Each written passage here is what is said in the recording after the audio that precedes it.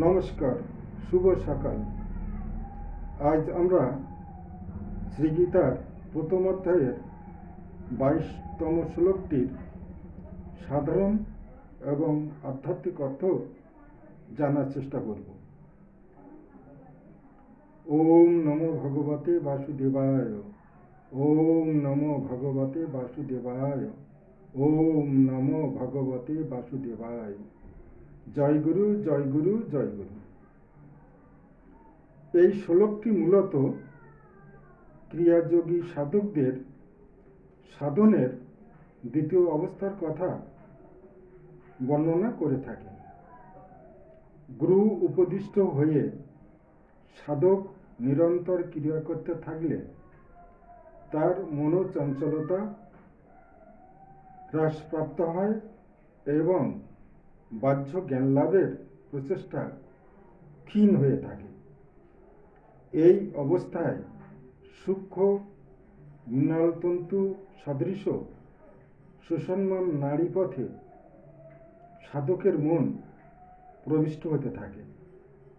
এই সময়ে সাধকের মনে এবং দেহে যে সমস্ত ভাব অনুভূতি উঠতে থাকে সেইগুলি গীতাতে শ্রীকৃষ্ণ অর্জুন সংবাদ নামে অভিহিত করা হয়েছে।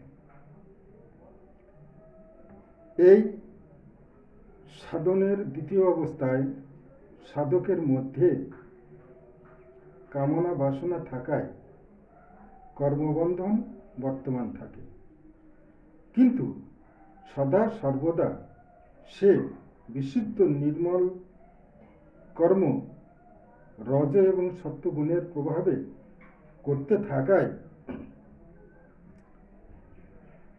মহাভারতে এই অবস্থায় তৃতীয় পাণ্ডবের নাম অর্জুন প্রাপ্ত হয়। সাধনার এই দ্বিতীয় স্তরে ধর্মক্ষেত্রে কুরুক্ষেত্রে প্রবেশকালীন সময়ে সাধকের যে ভিন্ন ভিন্ন অনুভব অনুভূতি, চিন্তা, রূপদর্শন, শব্দশ্রবণ হয়েছিল সেইগুলো ব্যাখ্যা করতে গিয়ে গীতাশাস্ত্র তাকে কখনো সব্যসাচী, কখনো অর্জুন, কখনো পাণ্ডব, কখনো কৈন্ত ইত্যাদি নামে অভিহিত করেছেন। কেননা সাধক অর্জুন যখন সাধন ক্ষেত্রে অর্থাৎ ধর্মক্ষেত্রে কুরুক্ষেত্রে প্রবেশ করেছিল তখন তার মনে কামনা বাসনা, শোক, দুঃখ এই সমস্তগুলো প্রথমে প্রস্ফুটিত হয়ে উঠেছিল।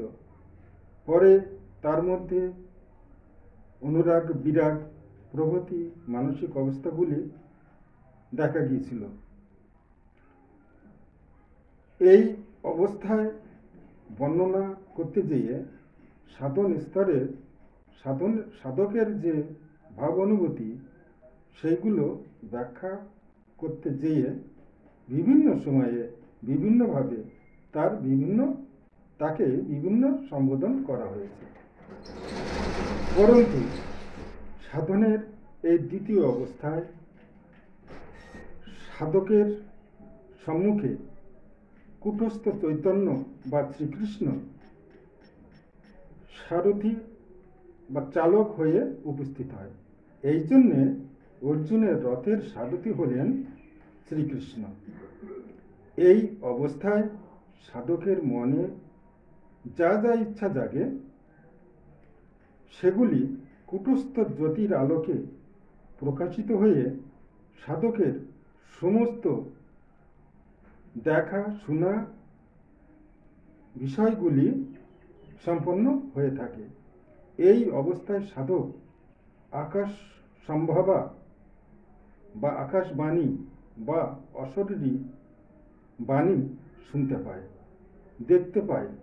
এই দেখা শোনা অবস্থায় সাধক অভিভূত হতে থাকে। এটাই শ্রী গীতায় 11 অধ্যায়ে বিশ্বরূপ দর্শনে বলা হয়েছে।